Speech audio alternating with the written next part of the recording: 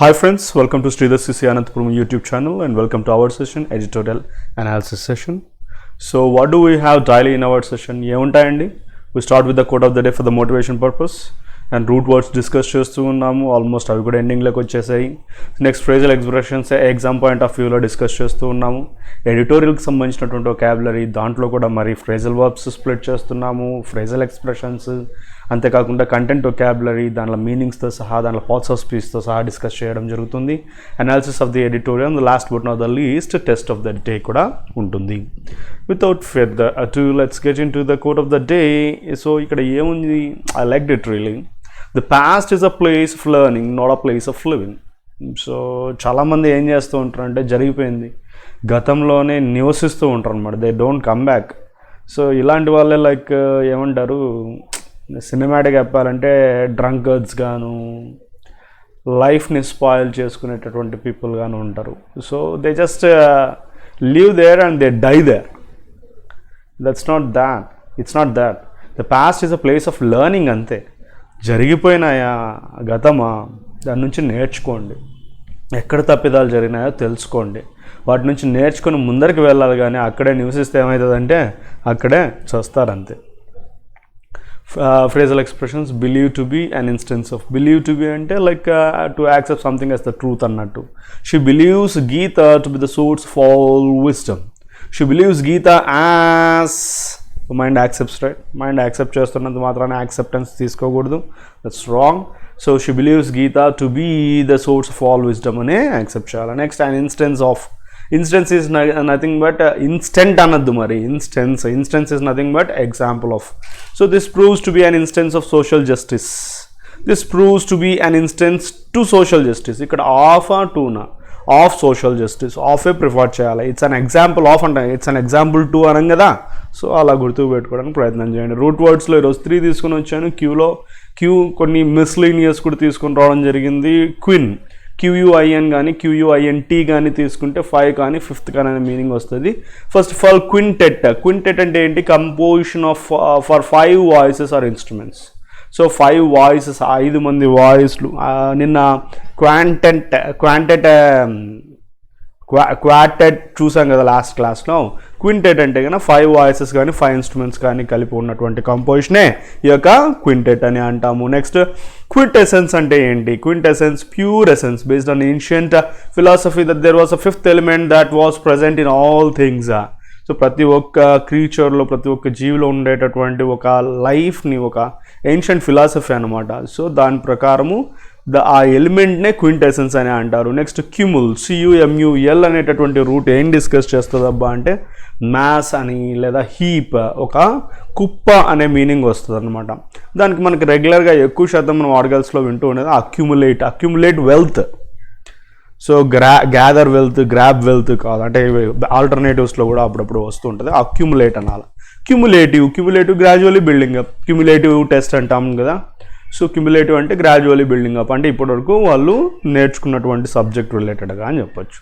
Next DEC are DECA తీసుకున్నట్టయితే 10 అనే meaning వస్తుంది. దానికి రెగ్యులర్గా మనకు తెలిసినటువంటి డికేడ్ అంటే దశాబ్దము. నెక్స్ట్ డెకాథ్లాన్ అంటే కన్నా 10 డిసిప్లైన్స్ ఒక పార్టిసిపెంట్ కంపీట్ చేసేటటువంటి athletic contest that includes 10 disciplines in which each participant competes. So 10 different types of things conduct చేసేటటువంటిదే డెకాథాన్. మ్యారథాన్ అంటూ ఉంటారు కదా అట్లా. డిసెంబర్. సో ఫార్మర్లీ, ఇంతకుముందు, ఇప్పుడు కాదు, ఫార్మర్లీ అంటే ఇంతకుముందు, ప్రీవియస్. రోమన్ క్యాలెండర్లో డిసెంబరు 10th మంత్గా పరిగణించేవాళ్ళు అనమాట. అందుకు ఆ పేరు వచ్చిందనమాట. నెక్స్ట్ వొకాబులరీ తీసుకున్నట్టయితే end of the tunnel. End of the tunnel అంటే ఏంటండి? సో చిట్ట చివరికి, మామూలు రెగ్యులర్గా మీనింగ్ తీసుకుంటే టనల్ ఎండింగ్, అలా కాదు. So end of the tunnel అనేది మబ్బుకు చిహ్నము, అంటే చీకటికి చిహ్నము. అది ఎండ్కి వచ్చేసింది అంటే అటుపక్క ఏముంటుంది? లైట్ వస్తుంది, అంటే హోప్ఫుల్ సైన్ అన్నట్టు. Indication that a bad of unpleasant situation will end soon అనే మీనింగ్ వస్తుంది. సస్టైనబుల్ అడ్జెక్టివ్గా తీసుకుంటాం. That which can be acceptable, reasonable, trustworthy, dependable. Next mark వర్బ్గా తీసుకున్నట్టయితే సో ఇండికేట్ చేయడము. So he is marking, he is representing, signify చేయడము, signalize చేయడము, sign of అనే మీనింగ్ కూడా వస్తుంది. నెక్స్ట్ అప్టిక్ అంటే ఏంటి? So small increase upward trend, little ఇంక్రీజ్ని అప్టిక్ అని అంటారు అనమాట. అప్ అంటే ఇంక్రీజ్ అని గుర్తుపెట్టుకోవడానికి ట్రై చేయండి. Next kitty, so sum of something made of small contributions, personal kitty అని అంటూ ఉంటాం కదా, అంటే జస్ట్ చిన్న చిన్న అమౌంట్లు చిల్లర ఖర్చులకి. మామూలుగా ఇంతకుముందు భాషలో అయితే చిత్తి లేదా చిత్తి అని వాళ్ళు, ఐ హోప్ సో, లైక్ ముసలి వాళ్ళు ఇలా కట్టుకునేవారు, గంటు కట్టుకునే వాళ్ళు అనమాట, దాన్ని కిటీ అంటారు అనమాట. Funds, reserves, finances, resources, wealth ఇలాంటివన్నీ కూడా అక్యుములేట్ చేసుకుంటారు దాంట్లో. నెక్స్ట్ ప్రిసీడ్, ముందుగానే రావడం. Pay the way for, lead చేయడము ఏదానికైనా ముందుగానే. On the back of, it's a phrasal expression, idiomatic expression. On the back of అంటే రిజల్ట్ ఆఫ్ అనొచ్చు, ఇన్ సపోర్ట్ ఆఫ్ అని కూడా అనొచ్చు. బ్యాక్ అంటే వర్బ్గా తీసుకుంటే సపోర్ట్ అనే మీనింగ్ వస్తుంది, అది మనకు తెలుసు. Next pertain to, related to, connected with. Pertained to, it's connected with అనే మీనింగ్ వస్తుంది. కర్బ్ అంటే రెడ్యూస్ చేయడం, కంట్రోల్ చేయడము, రెస్ట్రిక్ట్ చేయడము, లిమిట్ చేయడము, limitation.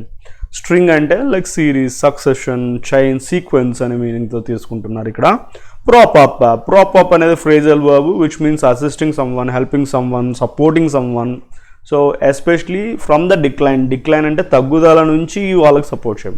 Flash point, situation where sudden problems could happen. So sudden problems వచ్చేటటువంటి ఒక పర్టికులర్ సిచ్యువేషన్ని ఫ్లాష్ పాయింట్ అంటారు. ఇంటర్నేషనల్ రిలేషన్షిప్స్లో మాట్లాడినట్టయితే flash point is the area dispute that has strong possibility of developing into a war. So వార్కి దారి తీసేటటువంటి ఒక పర్టికులర్ సిచ్యువేషన్ని ఫ్లాష్ పాయింట్ అంటారు ఇంటర్నేషనల్ రిలేషన్స్లో అయితే. Prognosis is nothing but prediction. So ముందస్తుగా ఏదైనా తెలుసుకోవడం, చెప్పడం అన్నమాట. నెక్స్ట్ ఇంకా కొన్ని పదాలు ఉన్నాయి.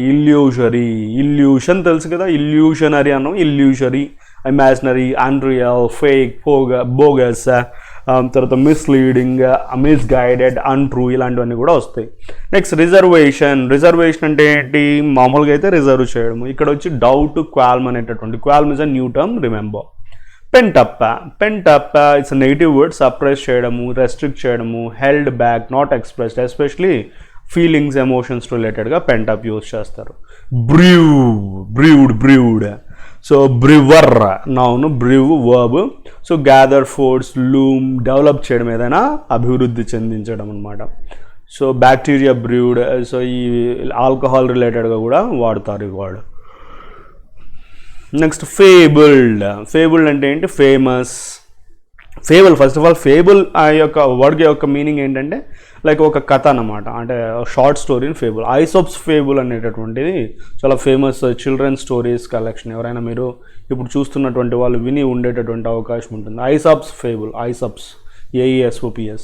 సో ఓకే, సో ఇక్కడ మ్యాండరిన్ అంటే కన్నా మామూలుగా చైనీస్ లాంగ్వేజ్. మామూలుగా ఇక్కడ ఆర్టికల్ రిలేటెడ్గా తీసుకున్నట్టయితే so powerful officer, especially civil servant, functionary, bureaucrat అనే మీనింగ్ వస్తుంది.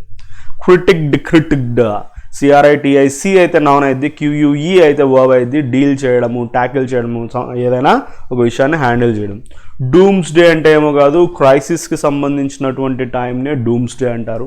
నెక్స్ట్ సినికల్గా ఉంటున్నారు. Sceptical, synonymous. సో అంటే ఏదాన్ని అంత ఈజీగా నమ్మకపోవడం అనే మీనింగే కాకుండా ఇంకా కొద్దిగా ఆలోచించినట్టయితే పాజిటివ్గా ఏదే కానీ తీసుకోరన్నమాట. ఏదైనా కూడా they take with a pinch of salt అన్నట్టు. సర్మైజ్ అంటే standpoint, position, perspective. Surmise it's complete new term for the class. So surmise అంటే ఏదైనా ఒక పొజిషన్ తీసుకోవడము. ఓకే, అసెస్మెంట్ అంటే ఏంటి? ఎవాల్యుయేట్ చేయడము, అసెస్ చేయడము.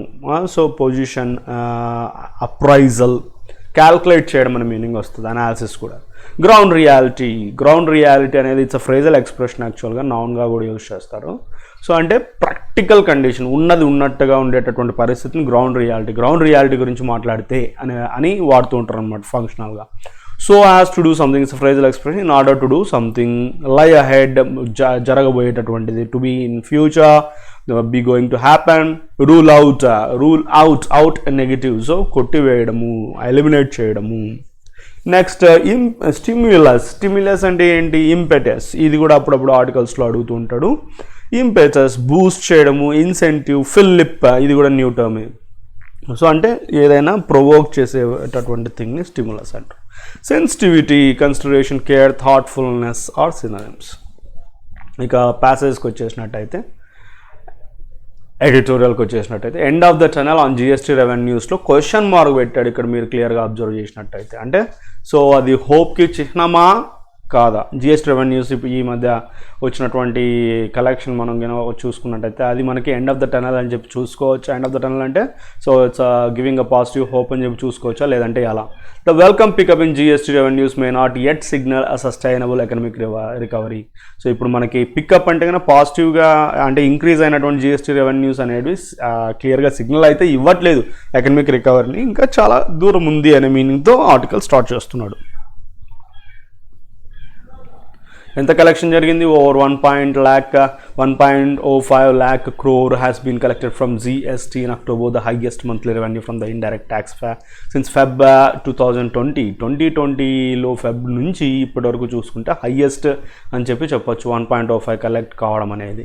This marks the second successive month of year on year. So మామూలుగా ఇయర్ బై ఇయర్ అంటారు కదా, కంపారిజన్ రిలేటెడ్గా ఇయర్ ఆన్ ఇయర్ అనేది యూజ్ చేస్తాం. Uptick in the GST kitty, the 10.25 rise in October was preceded by 4% increase in September. 4% సెప్టెంబర్లో జరిగింది, 10.4 అక్టోబర్లో. అంటే కాన్సిక్యూటివ్గా సెకండ్ హైయెస్ట్ అని చెప్పి, సెకండ్ సక్సెసివ్ మంత్ అని చెప్పి చెప్పొచ్చు. Coming on the back of 6 successive months of contraction.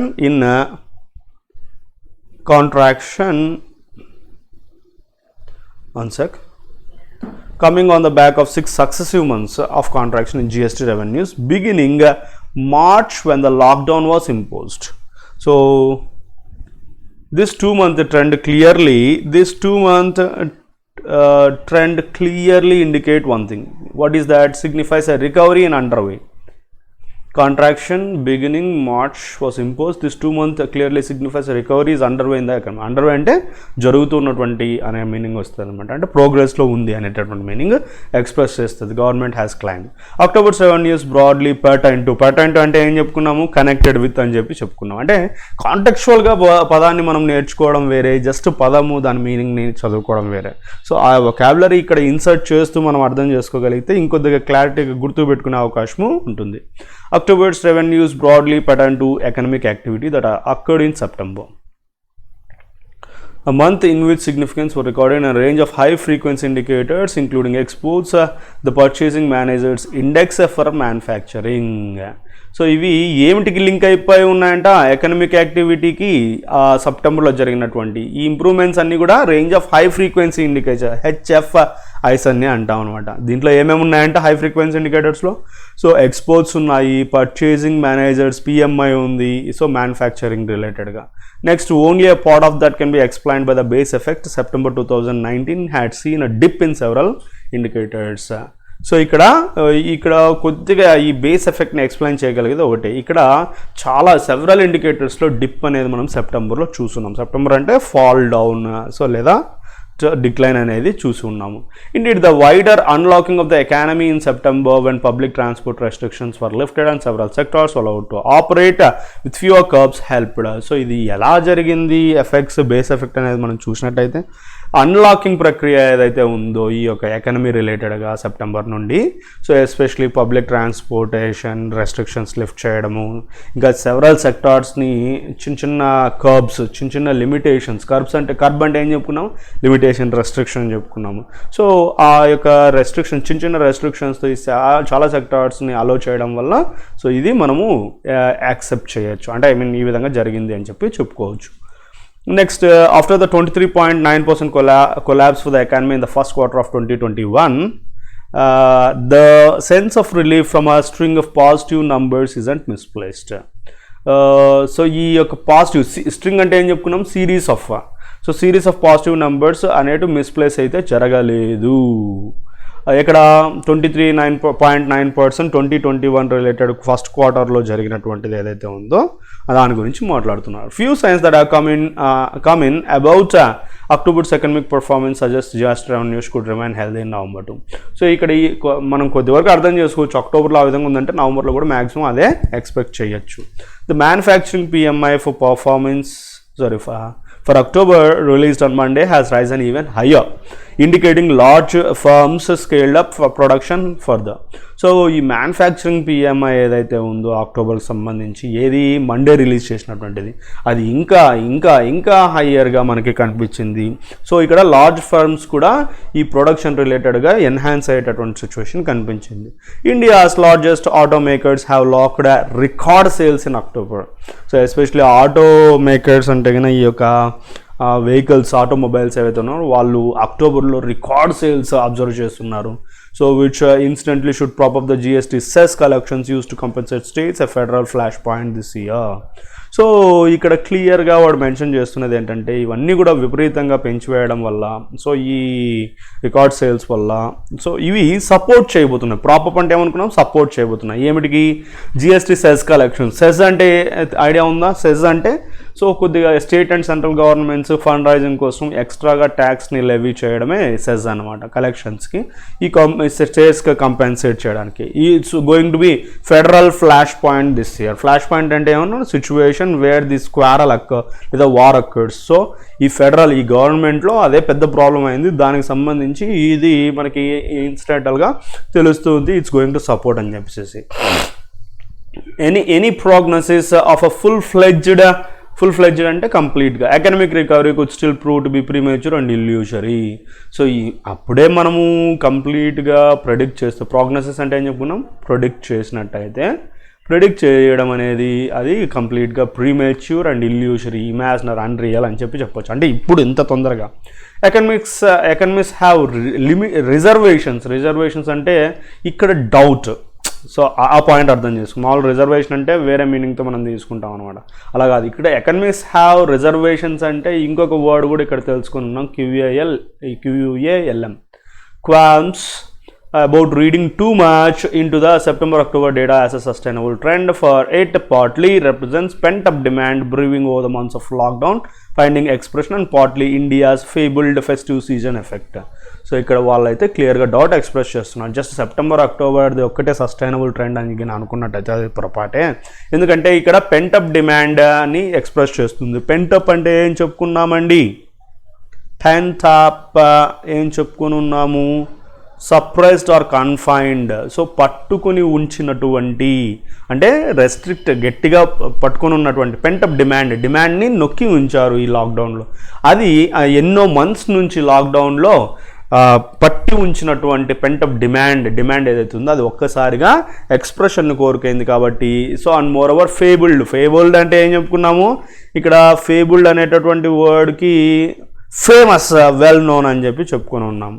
So famous festive season effect కూడా దీనికి తోడైంది అనేది మనం అర్థం చేసుకోవాలి. ఇక్కడ నార్త్ బ్లాక్ అంటే ఇక్కడ పిఎంస్ ఆఫీసు, సౌత్ బ్లాక్ అంటే కన్నా మినిస్ట్రీ, ఫినాన్స్ మినిస్ట్రీ అనమాట. నార్త్ బ్లాక్ మ్యాండరిన్స్ మెటోనిమ్ ఇది. సో చెప్పుకున్నాం లాస్ట్ టైం. మెటోనిమ్ అంటే కన్నా అంటే ఫిక్స్డ్గా లోయ, కాశ్మీర్ వ్యాలీ అన్నామంటే కాశ్మీరే అట్లా. సో నార్త్ బ్లాక్ అన్నామంటే సో ఢిల్లీలో north block indicates this PM's office and south block indicates this finance ministry అనమాట.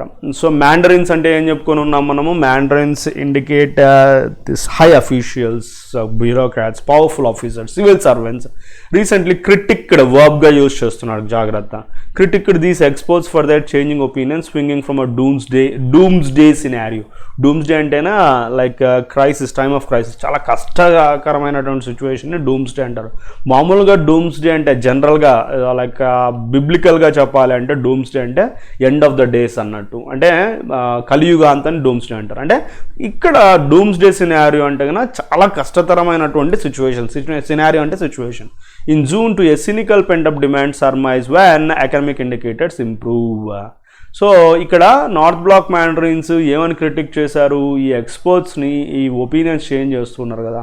సో అది స్వింగింగ్ అంటే కన్నా డీవియేట్ అవుతూ ఉన్నారు ఒక డూమ్స్డే సినారియో జూన్ నుంచి. So cynical pent up demand, cynical అంటే డౌట్ఫుల్ చెప్పుకున్నాము, సినికల్ అంటే లైక్ స్కెప్టికల్గా చెప్తూ ఉన్నారనమాట. Talking up the economy is perhaps a necessary policy device at times, but equally critical is a realistic assessment of ground realities so as to prepare better for what lies ahead. So ground రియాలిటీస్ని base చేసుకొని అంటే pure reality ప్రాక్టికాలిటీని brace చేసుకొని దాన్ని మాత్రమే fix కాకోకుండా so as to prepare better. So మనకి ముందర రాబోతున్నటువంటి గడ్డు కాలానికి ప్రిపేర్ అయి ఉండడమే కరెక్ట్ పని. One such parameter that needs attention is employment. అలాంటి పారామీటర్స్ అంటే ఈ ఎకనమీని రికవర్ చేసేటటువంటి దానిలో మెయిన్ పారామీటర్ దాంట్లో ఒకటి ఎంప్లాయ్మెంట్, అంటే ఎంప్లాయ్మెంట్ క్రియేట్ చేయడము. The government has not ruled out అంటే ఏం చెప్పుకున్నాం, ఇట్స్ ఫ్రేజల్ వర్బ్, ఎలిమినేట్ చేయడం అని చెప్పుకున్నాము. So has not ruled out more stimulus measures in the coming months. ఇంకా ఇలాంటి మంచి మెషర్స్ కమింగ్ మంత్స్లో తీసుకోవడానికి విషయమై గవర్నమెంట్ అయితే దాన్ని కొట్టి పడవేయలేదు. Much demands on the sensitivity of its evolving world view, be it about the pandemic spread and control are the most challenged sectors in the economy that still need support. So ఈ pandemic spread and control టైంలో ఇంకా challenged sectors చాలా ఉన్నాయి, దానిలో కూడా చాలా support చేయాల్సి ఉంది. సో ఈ వరల్డ్ వ్యూని అంటే వరల్డ్ పాయింట్ ఆఫ్ వ్యూలో కూడా చూసుకొని ఇంకా ఈ యొక్క ఛాలెంజ్డ్ సెక్టార్స్ని కూడా మనము ఎకానమీ రిలేటెడ్గా సపోర్ట్ చేయాల్సినటువంటి అవసరం ఎంతైనా ఉంది. That's about the article guys, and let's get to the test of the day. Here even we have got something highlighted పార్ట్ని సెట్ చేయాలా. So set the toning. A freezing morning accompanied by a dense cover of fog set the toning for the coming weekend. Set the toning place లో replacements అన్నమాట, phrasal improvement.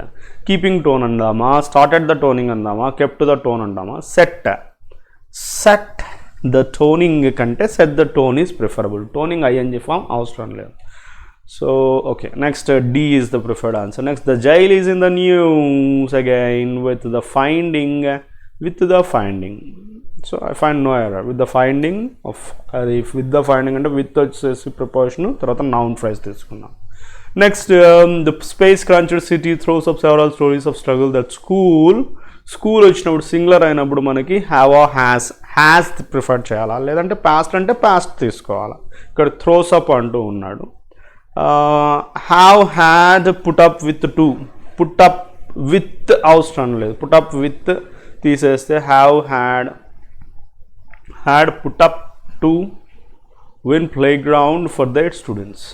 Have had put up throws up several stories of that school had put up to. Have had స్కూల్కి have రాదు, have ఇంకా ఇక remaining రెండు ఉన్నాయి. Had put up to ఇక్కడ రెండు దానిలో ట్యాగ్ పడుతూ ఉంది. Had to put up to so అవి చేయాల్సినటువంటి అవసరం ఉంది. So the school has to put up to అని మీనింగ్ వస్తుంది. So you can go with the. Next, emotions was high. So emotions was రాదు కదా. అదేవిధంగానే వెంట్ హయ్యర్, బికమ్ V1 రాదు కదా. ఎమోషనలీ హై రాదు కదా. Emotions ran high, actually it's phrasal expression. Emotions are running high అంటే అర్థం ఏంటంటే విపరీతంగా ఉన్నాయి ఎమోషన్స్ అనే మీనింగ్తో చెప్తాం అనమాట. Next the last one. So work at all the court complexes was paralyzed as lawyers went on a day-long strike. A day-long strike, I find no correction required. So that's all for the day, guys. I hope you enjoyed watching the class. So here didn't subscribe to our channel. So ఎవరైతే రెగ్యులర్గా watch చేస్తున్నారో thanks for them. So ఇది మీ ఫ్రెండ్స్కి కూడా forward చేయండి. So last but not the least like చేయండి. More are yet to come. Thank you for watching. Signing of.